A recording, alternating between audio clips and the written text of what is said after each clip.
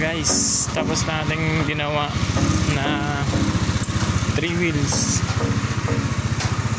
200cc. Issue niya is nag-aawas ang coolant. Ngayon okay na. Ito na guys, yan, okay na,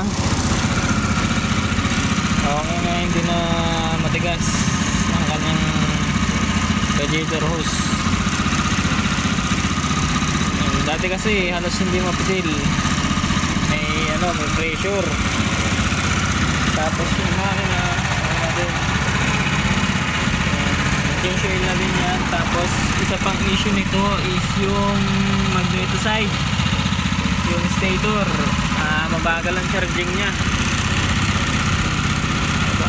Mahina ang charging, nasa 13 lang, 13.1, 13.2 dati pag naka minor. Ngayon is 14, 13.9. yan, ganyan siya mag minor guys. Ngayon palitan natin yung stator nya kasi nito. Ito yung maingay, sobrang tahimik na ngayon ng makina guys. Tapos yung kanyang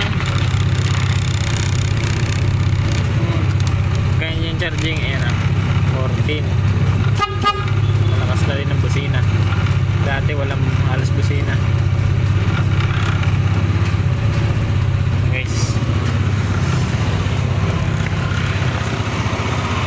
Success naman. Tapos ito pa, naging issue nya ito, natunaw.